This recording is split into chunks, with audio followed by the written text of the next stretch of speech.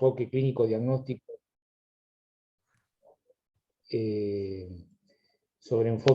diagnóstico, del deterioro cognitivo y las demencias en general, ¿sí?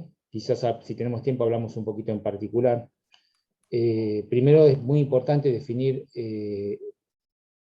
el síndrome de demencia, que hablamos de demencia, que también el DSM-5 actualmente lo llama trastorno neurocognitivo mayor. Estoy arreglando algunas cosas de pantalla para no tener estorbo. Bueno, como decía recién, el DSM-5 actualmente lo denomina trastorno neurocognitivo mayor, y en general demencia es un síndrome de deterioro intelectual adquirido, genético, generalizado y progresivo de la función cognitiva. Siempre la función cognitiva está en primer lugar, y con producto de una disfunción cerebral. Es importante aclarar que en demencia siempre tenemos que ver que hay otros elementos, aparte de la disfunción cognitiva, compromisos de la conducta y otros aspectos del desempeño funcional.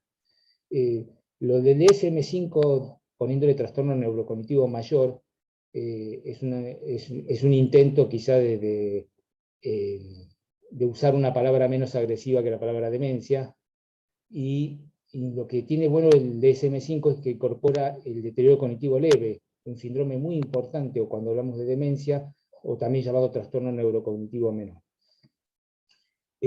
Otra cosita que tiene ahí el DSM-5 es que intenta también establecer apuntar hacia las etiologías de acuerdo a los consensos de cada demencia en particular. Cuando hablamos de demencia, tiene una tasa de prevalencia mundial de 10% en mayores de 65 años y un 30-40% cuando llegamos a 80 años. Ya vemos que la edad es un factor de riesgo muy importante, y en Argentina más o menos se dan esas cifras similares en un estudio que se hizo hace unos años atrás, y se estima actualmente que hay 500.000 casos de demencia en nuestro país. Cuando hablamos de demencia hay un trípode muy importante que tenemos que tener en cuenta, que recién medio que lo mencioné. O sea, la cognición es lo fundamental, pero aparte de la cognición hay síntomas no cognitivos, dentro de los cuales yo pondría en primer lugar a los conductuales, que son los que acompañan a los problemas de cognición. Y después también hay trastornos del sueño o neurovegetativos. En ese trípode, aparte de la cognición y estos síntomas no cognitivos, hay un aspecto fundamental, que es lo que va a establecer cuándo hablamos que un paciente tiene demencia, que es cuando se empieza a afectar la función, tanto en el desempeño laboral, familiar, social del paciente. Ahí es cuando decimos que el paciente se transforma en demencia. Si no, es un trastorno cognitivo.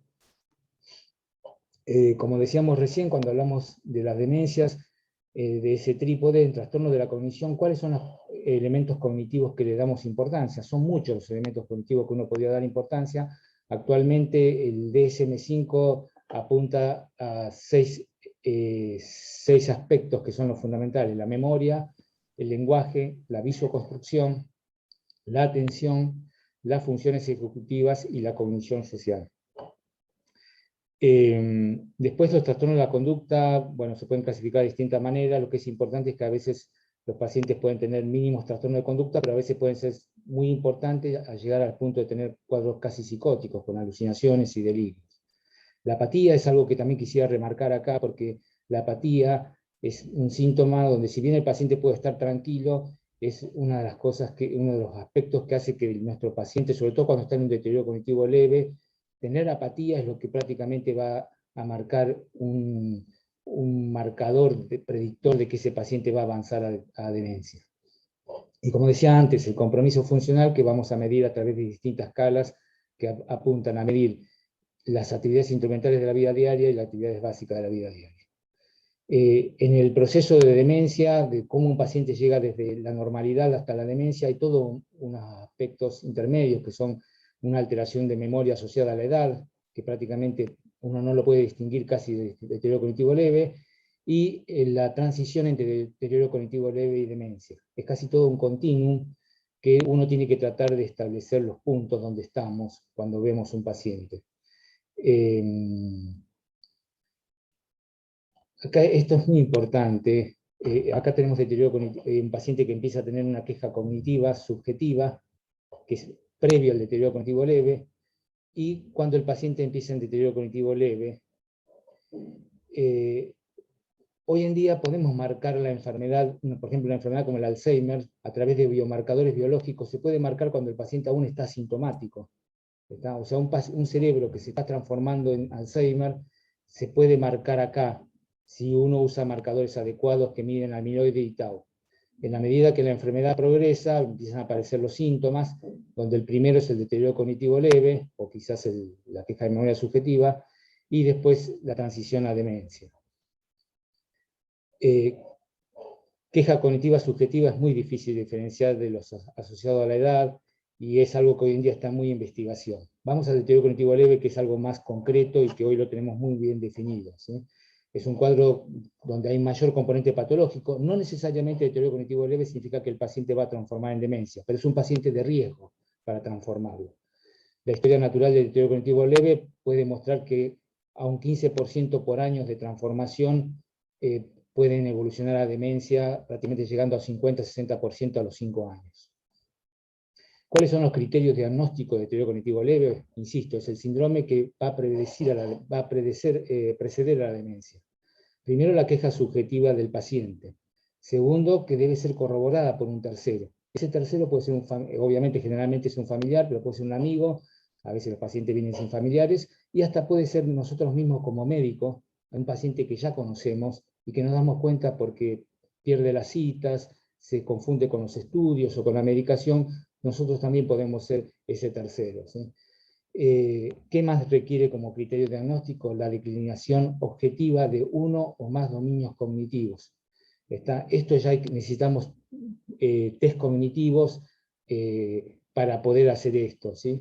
Y lo otro que para definir el deterioro cognitivo leve es que no debe haber demencia, ¿sí? No debe haber alteraciones significativas de relaciones familiares, sociales o laborales del paciente, ¿sí? El paciente tiene básicamente preservadas las actividades de la vida diaria. Hablar de deterioro cognitivo leve, como decía antes, no significa necesariamente transformación a demencia. Este es un esquema que un poco con porcentajes más o porcentajes menos, en la literatura más o menos encontramos esto. Alrededor de un 30% pueden avanzar a demencia, un 30% pueden mejorar. Estos casos que pueden mejorar pueden ser deterioro cognitivo leve asociados a cuadros de estrés o depresión, y un 33% se mantiene a lo largo del tiempo, ¿sí? El deterioro cognitivo leve, ¿cómo lo podemos clasificar? Lo podemos clasificar en base al compromiso cognitivo que dije antes, del aspecto cognitivo: memoria, atención, lenguaje, función ejecutiva, cognición social, visoconstrucción. En base a eso, el aspecto fundamental es la memoria. Y en base a eso se dividen en cuando está comprometida la memoria, en deterioro cognitivo leve amnésico, y cuando no está comprometida la memoria es no amnésico. Después es unidominio si es un solo aspecto que está involucrado, por ejemplo memoria, o por ejemplo acá podría ser lenguaje. En multidominio es cuando hay dos o más aspectos comprometidos. Por ejemplo acá podría ser, en deterioro cognitivo leve amnésico, podría ser memoria y atención, por ejemplo. Y acá en deterioro cognitivo leve no amnésico podría ser lenguaje, atención y función ejecutiva, ¿sí? Esto es importante porque con esto hoy podemos predecir a qué enfermedades pueden ir evolucionar ese paciente. Por ejemplo, los deterioros cognitivos leve amnésicos en general son muy de riesgo para transformar en enfermedad de Alzheimer. Insisto, es importante caracterizar deterioro cognitivo leve porque es lo que hoy en día nos permite trabajar en cierto modo en la prevención o tratar de demorar el traspaso del paciente de ese estado a demencia. En la demencia, el deterioro en el desempeño funcional es de tal magnitud que, como decía antes, interfiere con la vida familiar, social y laboral. Insisto, la función es lo que va a determinar cuándo el deterioro cognitivo o conductual se transforma en demencia, que es a veces muy difícil de marcar cuál es el punto donde el paciente decimos que está demente o no está demente, ¿sí? ¿Cómo evaluamos a un paciente con deterioro cognitivo? En general no es recomendable hacerlo cuando el paciente está internado. Eso uno a veces lo ve mucho, que sin conocer a un paciente se establece, porque el paciente está confuso, que el paciente está en demencia, y la confusión es algo que lo tenemos que separar bien. Si bien sabemos que un paciente que se confunde Es un paciente que, si no está demente, puede estar demente en el futuro, porque la confusión es como un factor que nos está marcando que algo está pasando en ese cerebro, que por ahí una hiponatremia o alguna alteración X llevó a esa persona a entrar en un cuadro de confusión. No está hablando de que hay un daño en el cerebro crónico, ¿sí? Pero no podemos establecer el cuadro del síndrome, el diagnóstico de demencia, porque tenemos que hacerlo en función de cuando el paciente está en su medio habitual. Y como decíamos recién, la información familiar es fundamental.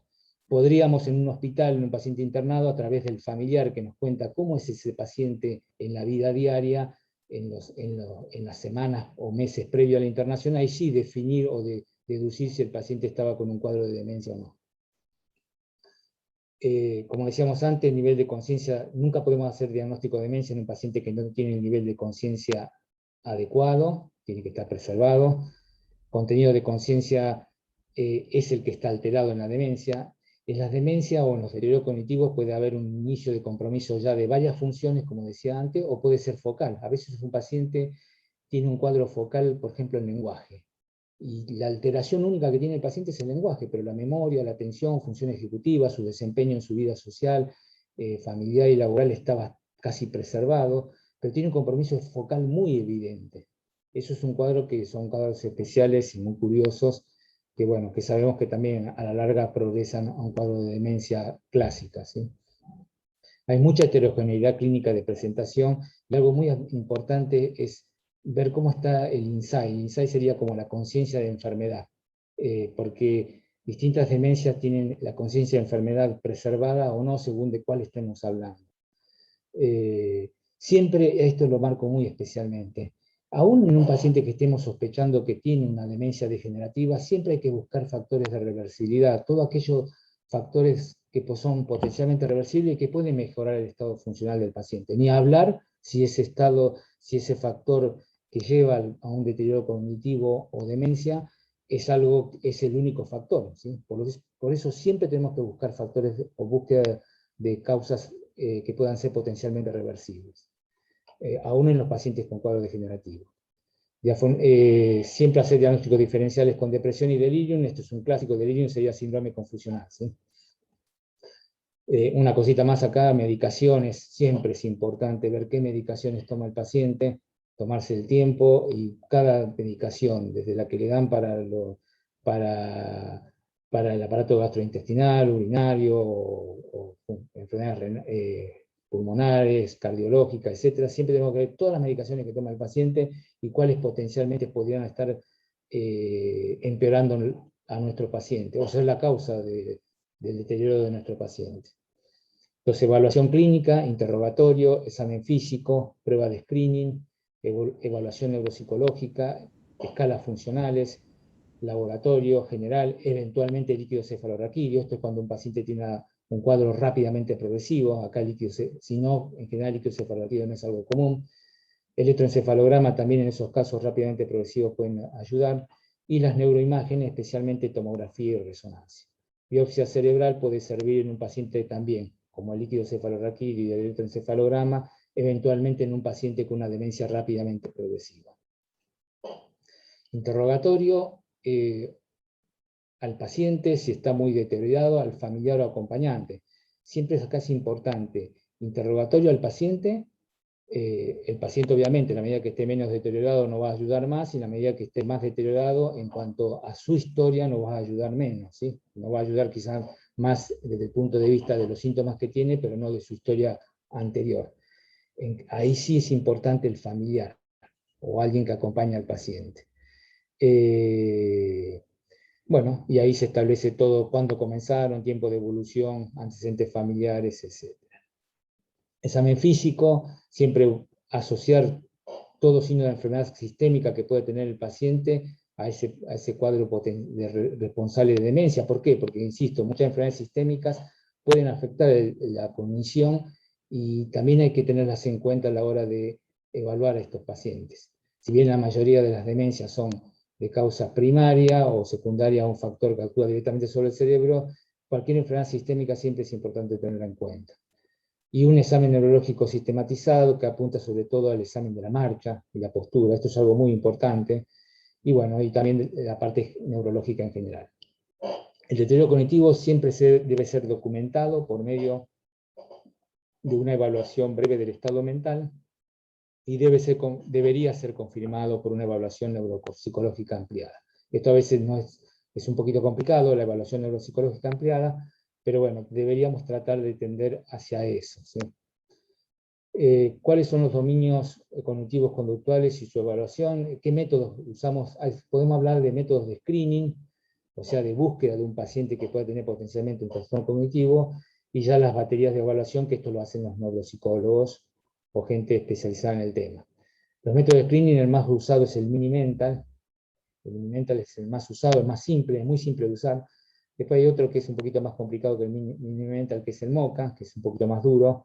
El test de reloj es muy bueno, porque es un test que nos permite prácticamente con alteraciones en un estado donde el paciente por ahí está con queja de memoria subjetiva, solamente queja de memoria subjetiva, el paciente ya puede tener alteración del test de reloj, es un test predictor inclusive. Muchos pacientes a veces tienen una mal visuoespecialidad o mala atención o función ejecutiva que ya lo revela el test del reloj, ¿sí? Como dije antes, el Mini-Mental es el más usado. En general, el problema de estos test y el test de Mini-Mental es que cuesta distinguir entre deterioro cognitivo leve y demencia. O sea, cuesta distinguir deterioro cognitivo leve. Ese básicamente es el problema de Mini-Mental, ¿sí? Es un test que tiene un puntaje máximo de 30, el límite de corte se dice que es 26, o sea, menor de 26 se habla que el paciente está en deterioro cognitivo. Básicamente acá el Mini-Mental tiene estas opciones, son orientación temporal, se le pregunta al paciente en qué fecha estamos, orientación espacial, dónde estamos, son 5 puntos esto, porque hay que, por ejemplo, en la orientación temporal lo voy a decir específicamente, se le pregunta qué día es hoy, qué mes estamos, qué año estamos, qué estación del año, y cada uno se va sumando un punto. Y así lo mismo con la orientación espacial, la memoria inmediata, que significa darle 3 palabras que el paciente aprenda, después distraerlo y después ver cuántas de esas 3 palabras recuerda. Cálculo y atención, memoria de largo plazo, que sería recordar esas palabras que dijimos antes. Y después algunas pruebas de lenguaje, que básicamente es escribir alguna oración, nominar algunos objetos, y la praxia visoconstructiva, que se evalúa con este dibujo. ¿Está? Esto nos da un puntaje de 30, y a partir de cuánto van cayendo cada uno de estos puntajes, establecemos cuándo el paciente puede estar en deterioro cognitivo. El problema de este estado breve mental es que cuando el paciente tiene una alta reserva cognitiva, por ejemplo, pacientes que son con estudios universitarios, o pacientes con que por ahí no tienen necesariamente un estudio universitario, pueden ser primarios, pero son pacientes que son personas que son ejecutivas o que tienen funciones laborales significativas, importantes, con mucho uso de estrategias mentales. Son pacientes que pueden estar deteriorados y el puntaje del Mini-Mental le puede dar 30 o 29. Uno se da cuenta igual cuando uno va haciendo la prueba. Yo siempre digo, siempre acá le enseño a residentes o gente que está en el tema, que le interesa el tema, de que no solamente importa el puntaje, sino importa cómo lo hizo el paciente, sobre todo teniendo en cuenta la reserva cognitiva del paciente. Como dije antes, el MoCA es un test más duro y es quizás ideal para esos pacientes con alta reserva cognitiva, donde por ahí tienen un puntaje de 30 en el Mini-Mental, pero en el MoCA ya caen, ¿sí? Después tenemos lo conductual. Lo conductual, hay una escala que es la escala neuropsiquiátrica o el inventario de Cummings de 1994, que son 12 ítems. Ya es una escala un poquito más compleja, no tan compleja, pero bueno, ella es más para el uso del especialista. Y las actividades de la vida diaria. Las actividades de la vida diaria también se pueden medir en distintas escalas. Básicamente, sin entrar en escalas, tenemos las básicas. Las básicas, si el paciente come solo, contiene esfínteres, cómo se va al baño, cómo se viste, si se viste solo o no. Las actividades instrumentales son las más complejas, como cocinar, manejo del dinero, hacer las compras, realizar la limpieza. Y las actividades avanzadas de la vida diaria, estas van a ser las primeras que se van a alterar en un paciente que está transformando en demencia, Cuando ya entra en esta, ya está un poquito, ya estamos por lo menos en demencia leve, y cuando llegamos a estas, el paciente ya está en demencia moderada, ¿sí? Pero estas van a ser las primeras, las que tenemos que estar atentos. Cuando un paciente deja de hacer actividades habituales, o deja de practicar un deporte, o empieza a tener problemas en el trabajo, o deja de trabajar, o a tener problemas con el uso del transporte.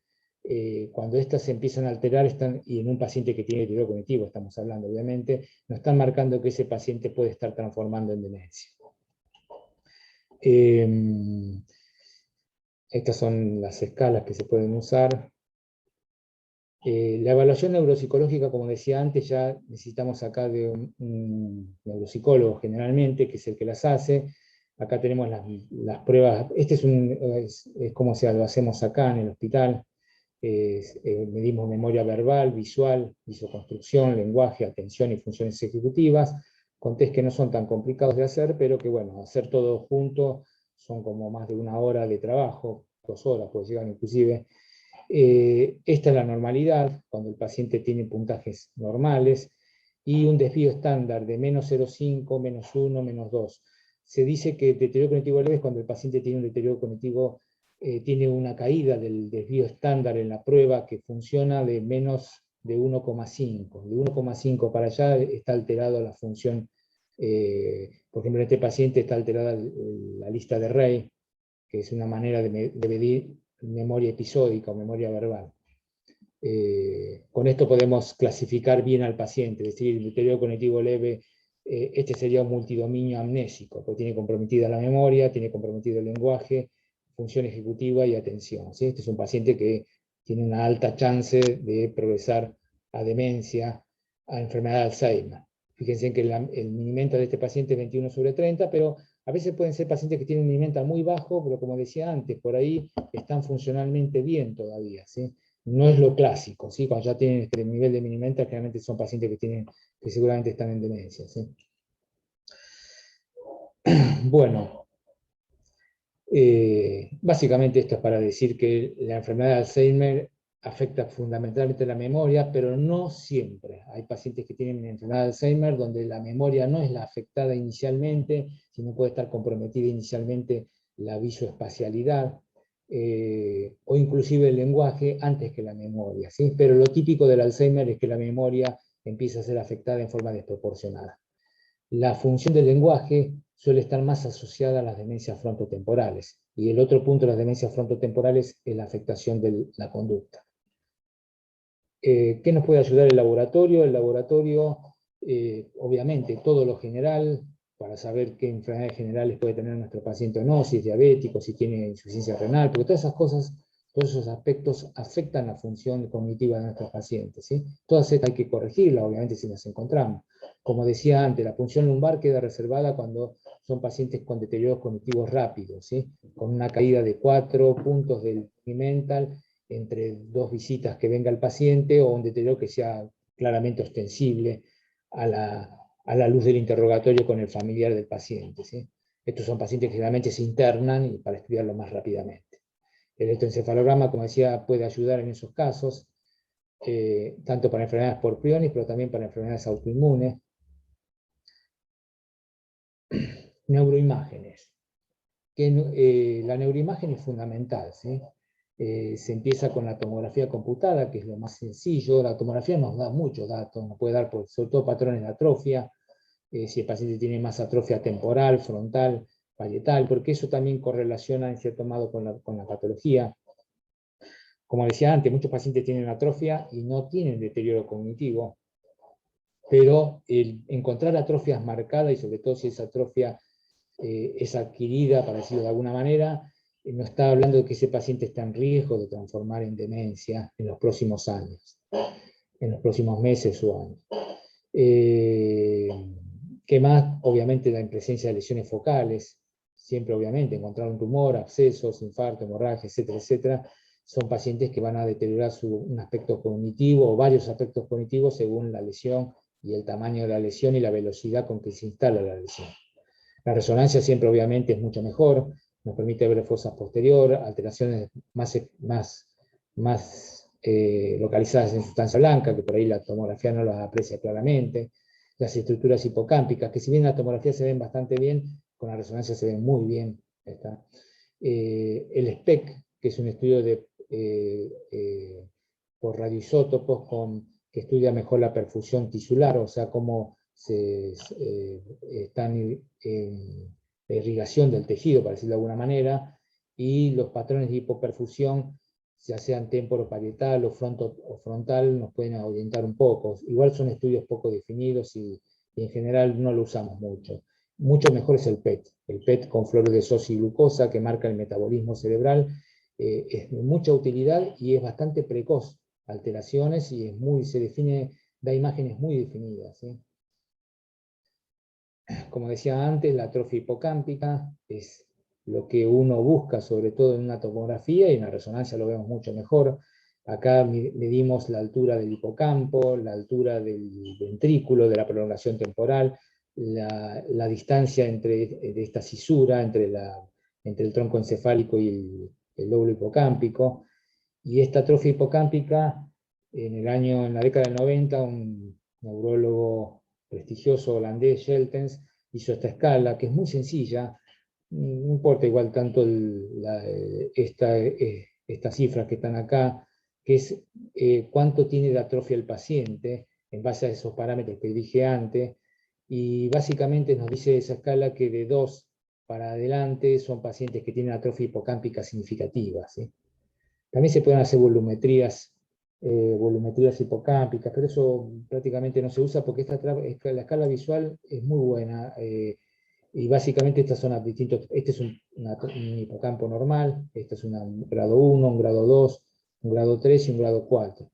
De 2 en adelante nos está hablando de una atrofia hipocámpica significativa.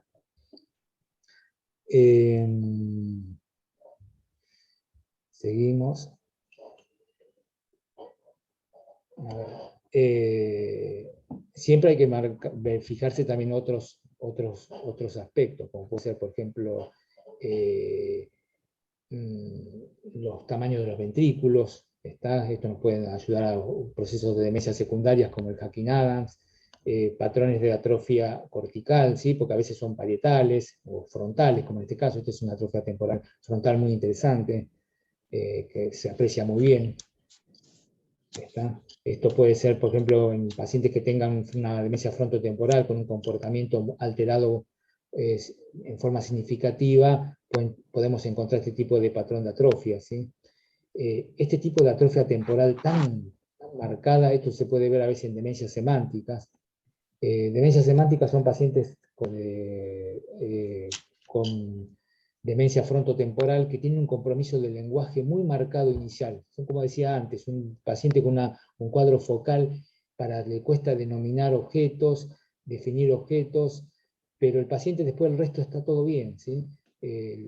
Son pacientes muy fluentes, tienen una fluencia muy normal del lenguaje, pero le cuesta definir los objetos o una situación. Esos pacientes, cuando uno hace una resonancia o una tomografía, se encuentran con atrofias del polo temporal muy marcado, como este paciente, y es un marcador biológico muy bueno, ¿sí?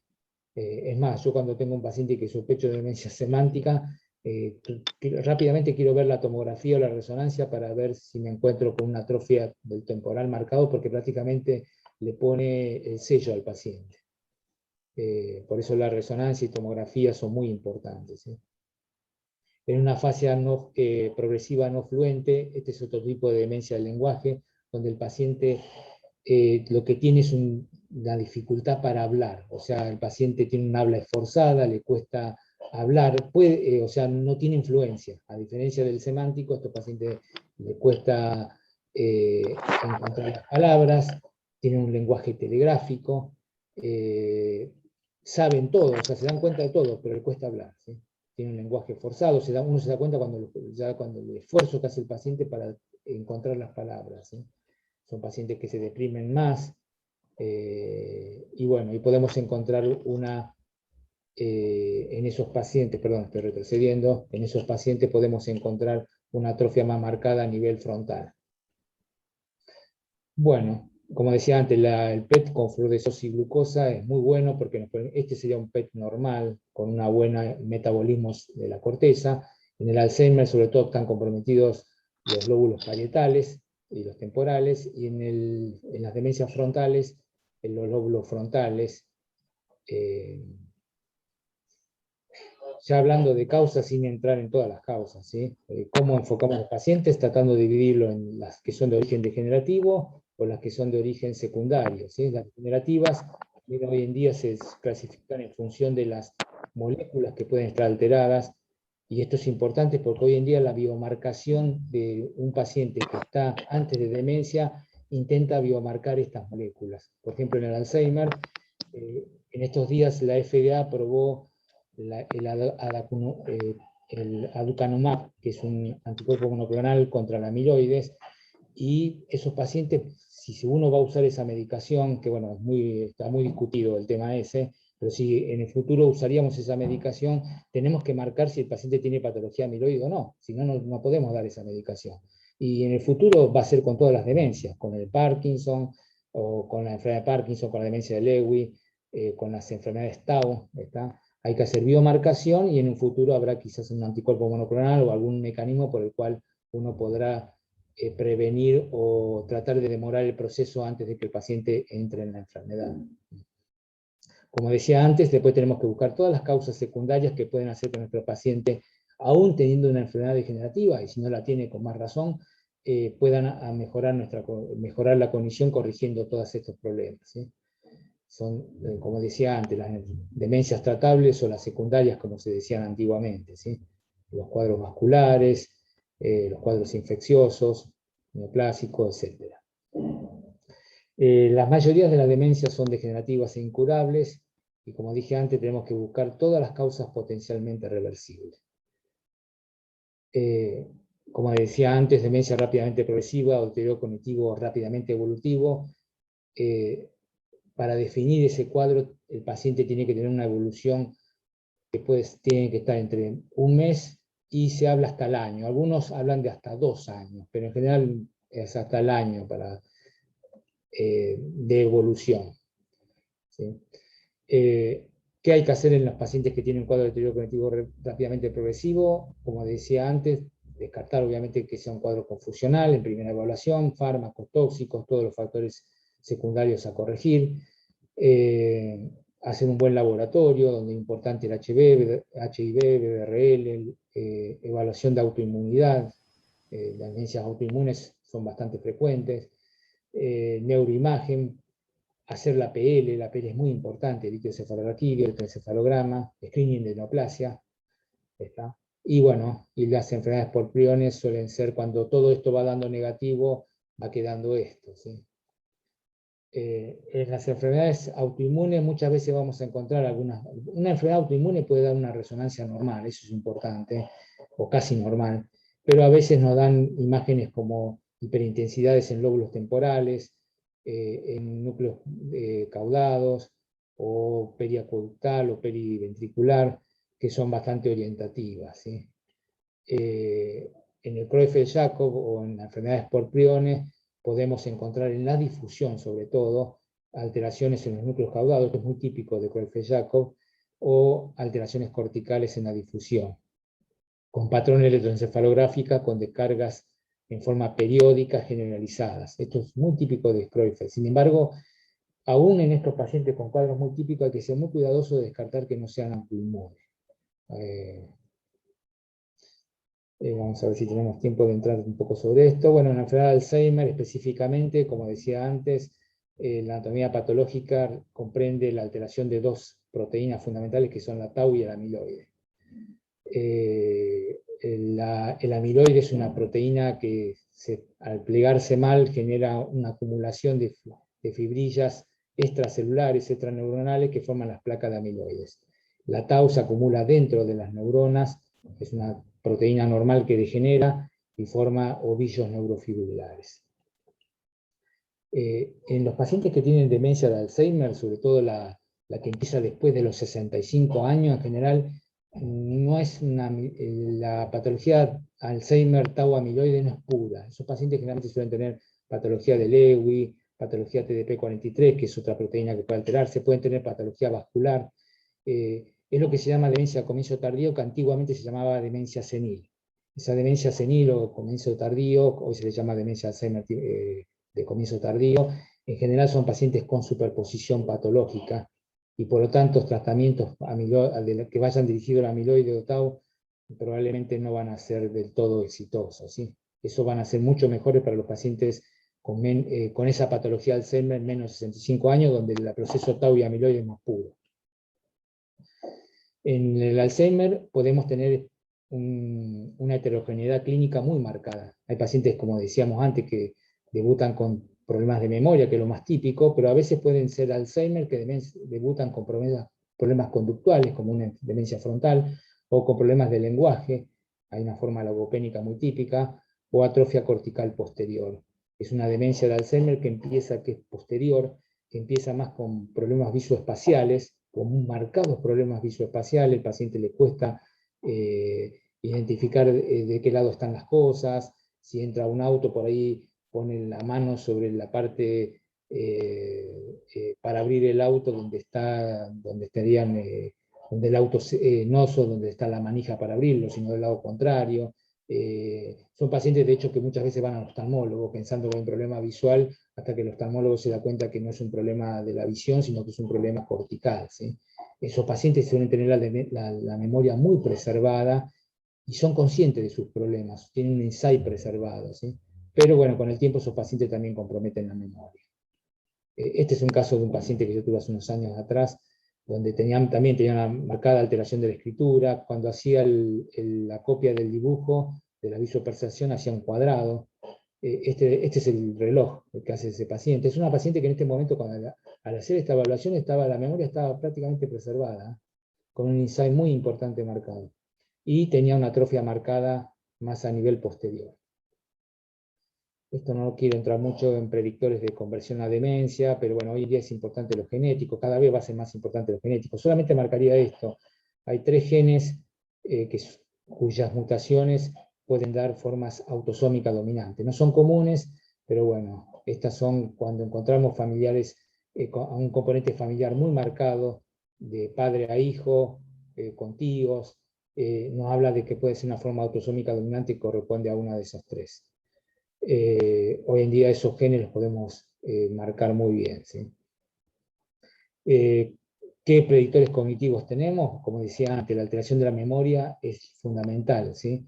Pero la apatía también es un predictor cuando un paciente tiene un deterioro cognitivo leve y tiene apatía, es un marcador que nos habla de que ese paciente va a evolucionar a demencia más rápidamente. Esto lo vamos a pasar.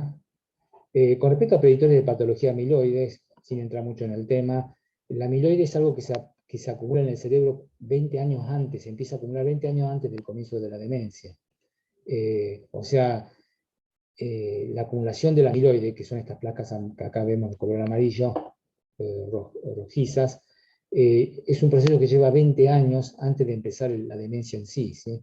Por lo tanto, cuando ya está el paciente empezando los síntomas, la acumulación de amiloide es un hecho que ya está instalado. Por eso, esto es uno de los motivos por el cual se discute la utilidad de la aducanumab, que es la medicación aprobada recientemente, porque sería, si bien es muy efectivo para remover el amiloide, pero ya sería un estadio tardío donde ya hay daño neurológico importante.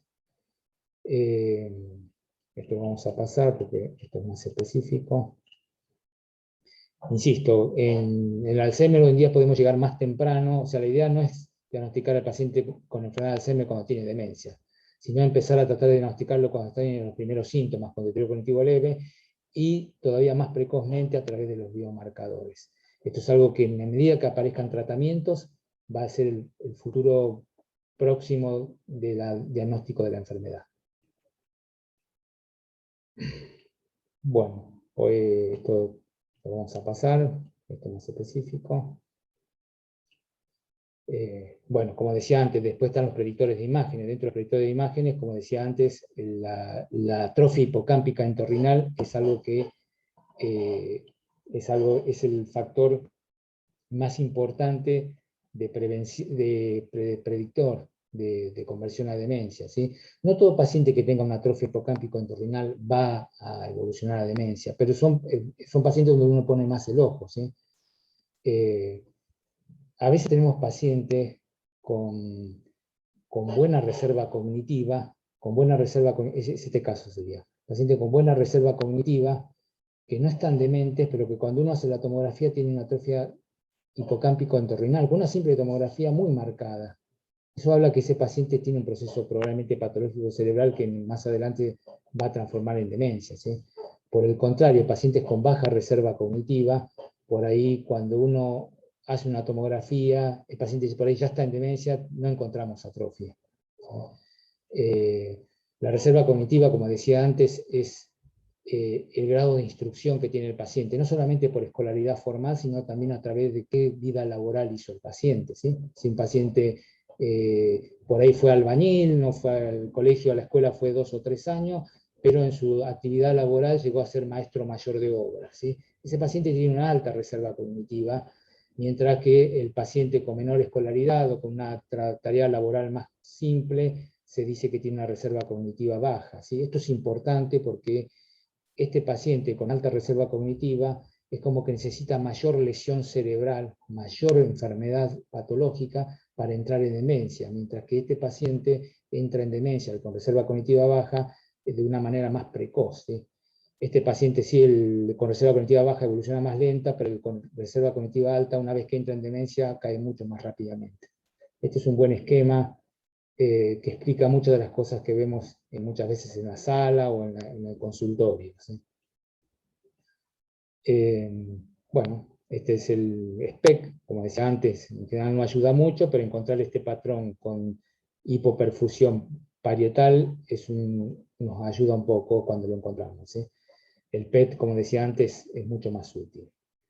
En las frontotemporales, estas son demencias generalmente más tempranas, aparecen en pacientes más jóvenes, menores de 60 años, se califican para aparecer con trastorno del comportamiento, no con tanto trastorno de memoria, sino del comportamiento, con alteración de la personalidad, de la conducta social, ¿está?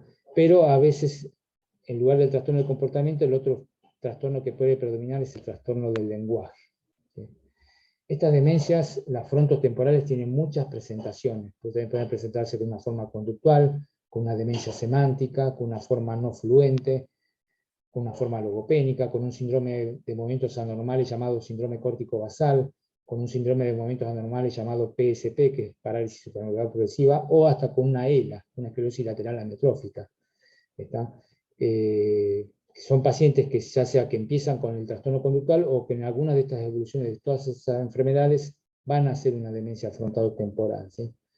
Responden a distintos procesos patológicos de proteínas, TDP43, tau, o sea, estas tienen su biomarcación, también tienen su genética, por lo cual algunas de estas pacientes tienen enfermedades, tienen antecedentes familiares importantes, no todos, algunos. ¿Está? Y la heterogeneidad clínica de estos pacientes es básicamente que se pueden presentar como un síndrome conductual, con dos formas, una forma apática, son pacientes que tienen una apatía profunda, pero con un trastorno, cuando uno hace una evaluación cognitiva de estos pacientes es prácticamente normal, pero están apáticos, no están abúlicos, no tienen iniciativa para hacer nada, se quedan sentados, hablan poco, o pueden estar en el otro polo, el polo de desinhibición, pacientes que son desinhibidos, que toquetean todo, a veces tienen muchos problemas con sus vecinos o problemas policiales, con la justicia, o pueden tener problemas a veces de abuso. ¿Está? El otro polo de esta presentación de demencia frontotemporal son los pacientes que se presentan como síndrome disejecutivo o con problemas del lenguaje. Esto lo vamos a pasar. Una pregunta, doctor. Sí, las que quieran. Sí, la apatía, más que nada, y la desinhibición, pero más que nada la apatía, ¿cómo se evalúa en el consultorio? Porque es medio subjetivo, ¿no? Lo que importante es observar al paciente y qué cuenta el familiar. Siempre acá lo importante es el familiar. Yo me acuerdo cuando venía hace unos años, vino un neurólogo argentino, López, que está en Pittsburgh, que empezó a trabajar en la década del 80-90 con la marcación de amiloide. cuando venía y nos decía, bueno, acá hago en el consultorio, a pesar que tenía acceso a otro tipo de estudio, decía, lo más importante es la conversación con el familiar, qué cosas tiene el paciente y qué cosas no, y obviamente qué cosas tiene que sean de aparición de ahora, no que sea la característica o los caracteres de personalidad que tenía el paciente siempre, ¿sí? Entonces, por ejemplo, la apatía, ¿qué nos va a decir el familiar? Y que se queda sentado mirando televisión muchas horas, le digo que salgamos a caminar y no quiere salir a caminar, ¿está? Paciente que va dejando sus actividades, eso básicamente es la apatía. Uno se puede confundir con depresión, pero cuando uno le pregunta al paciente si está triste, si tiene ideas de muerte, o al familiar si llora, porque hay cosas, no dice que no. O sea, el paciente está como en un estado aplanado de afectividad, y la desinhibición ya uno lo ve en el consultorio. Son pacientes que vienen, toquetean, a veces entran silbando, pueden entrar silbando al consultorio. O sea, uno sea como los desubicados, para decirlo de alguna manera, ¿sí? Ni hablar con... el desinhibido se ve, el desinhibido se ve, ¿sí? Pueden empezar a cantar por ahí. ¿Está? Con respecto a las demencias frontotemporales hay un aspecto importante, inclusive para el Alzheimer también, o para la demencia, que es hoy en día lo que se llama deterioro conductual leve. Así como existe el deterioro cognitivo leve, hay algo mucho más difícil de caracterizar, porque el deterioro cognitivo leve se caracterizó bastante fácil, si bien también tuvo su proceso de aprendizaje y de estudio. El deterioro conductual leve es mucho más difícil de caracterizar. El primer trabajo sobre este tema lo hizo Allegri en Argentina con otros prestigiosos neurólogos, Allegri, Targano. Ellos hace muchos años, en el 2009, propusieron el término deterioro conductual leve, que prácticamente no fue muy aceptado inicialmente, pero ya en las actuales hay mucha literatura actualmente sobre este tema y el tema empezó a aprender, ¿sí? Lo que pasa con respecto al deterioro conductual leve es más difícil de caracterizarlo desde el punto de vista de decir, bueno, ¿cómo lo medimos? A diferencia del deterioro conductual leve que se puede medir a través de esas pruebas objetivas, ¿sí? De todas maneras, hoy en día a través de distintos criterios se trata de medir y con escalas que sean apropiadas para cada uno de estos síntomas, por ejemplo, disminución de la motivación, de la apatía, desregulación afectiva, ansiedad, disforia. O sea, todo esto con escalas psiquiátricas podría irse midiendo, pero es más difícil, ¿sí?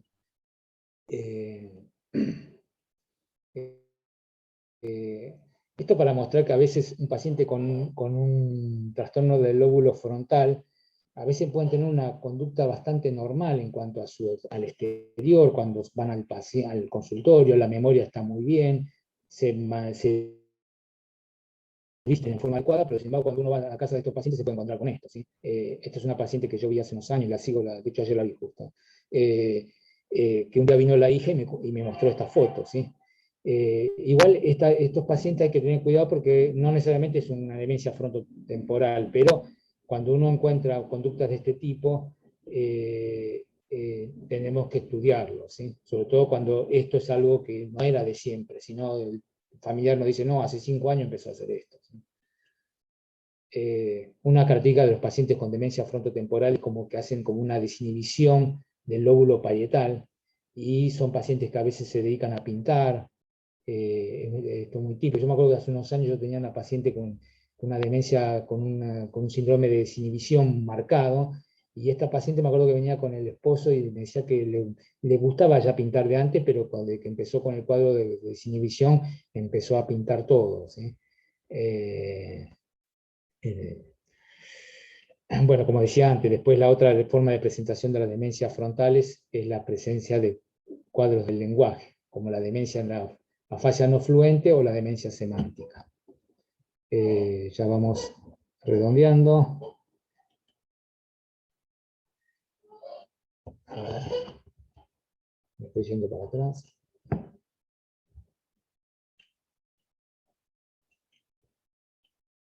La demencia de cuerpo de Lewis es una demencia muy interesante que tiene tres parámetros fundamentales a determinar. Uno es el deterioro cognitivo. El deterioro cognitivo de estos pacientes, más que memoria, es sobre todo un trastorno de la visoconstrucción. en estos pacientes, de la visoespacialidad.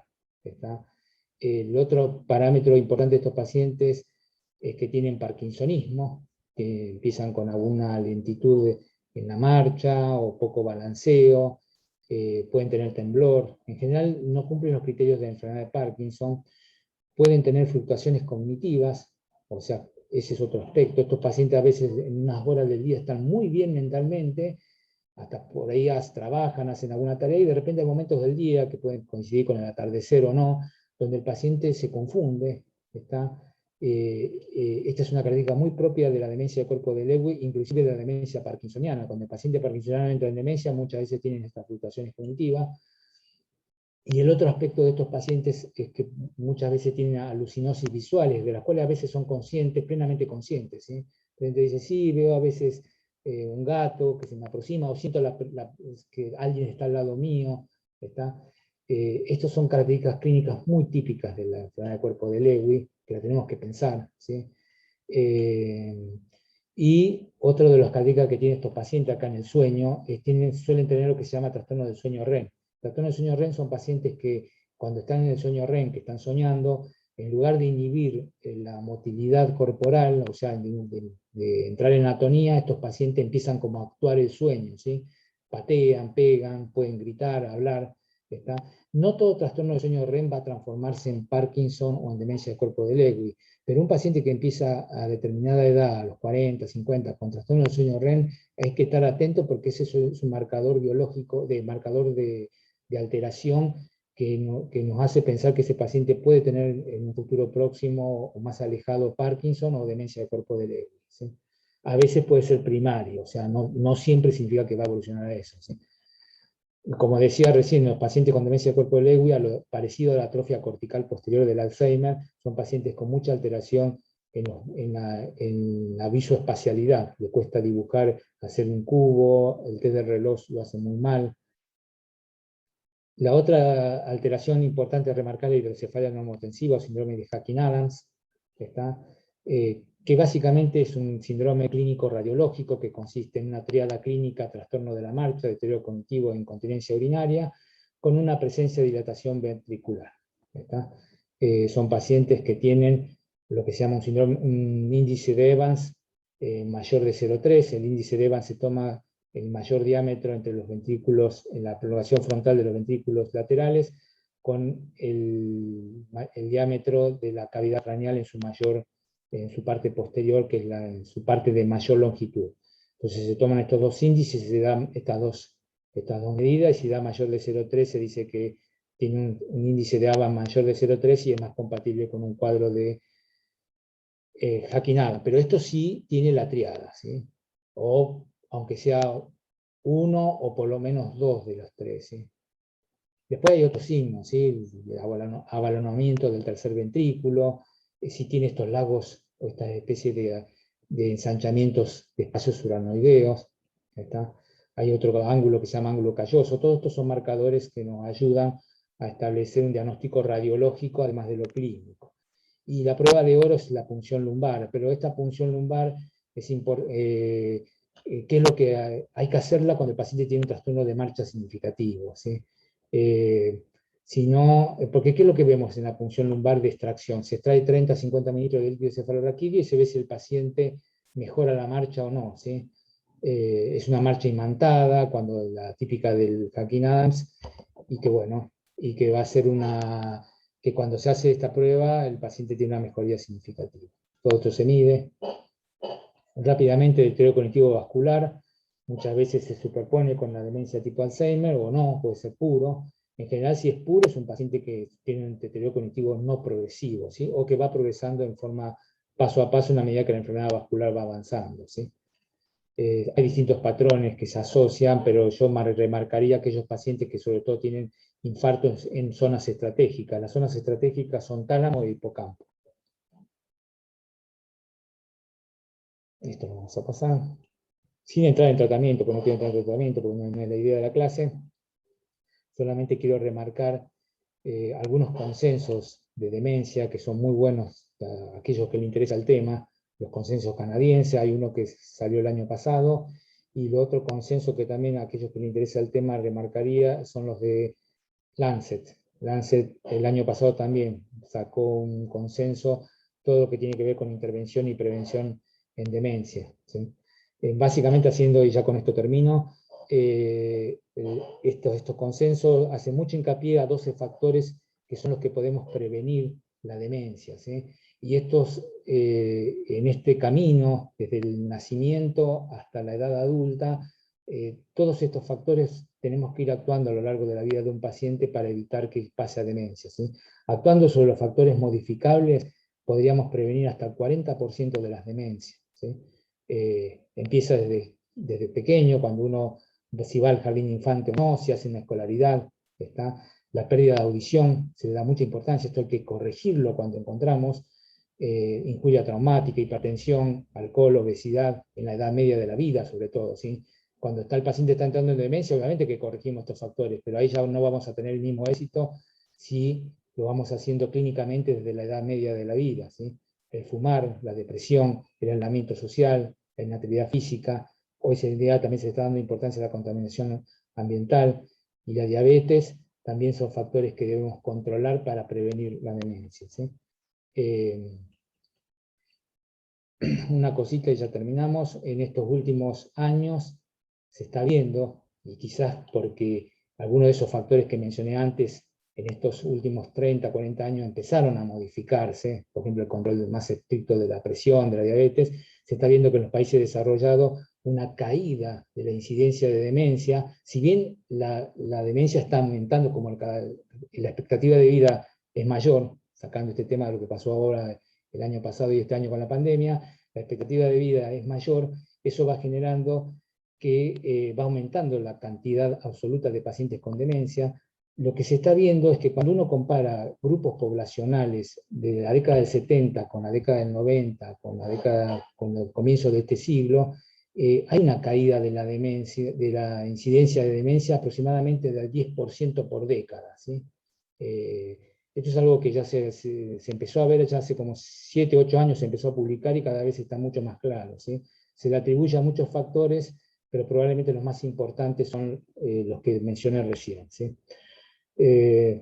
Para concluir, tener claro que los síndromes de demencia a los que nos enfrentamos y su significado clínico o patológico, nosotros tenemos que definir síndromes y después, si podemos, vamos a hacerlo patológico, tener presente la heterogeneidad clínica de las distintas enfermedades, o sea, demencia es un término muy general, ¿sí? O trastorno neurocognitivo mayor, como lo queremos decir el DSM-5, y siempre buscar factores potencialmente reversibles para corregir, ¿sí? Bueno, muchas gracias. Cualquier pregunta, estoy atento.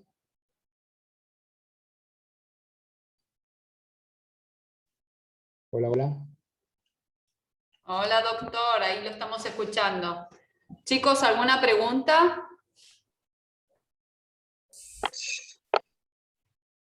Yo no, muy buena la clase.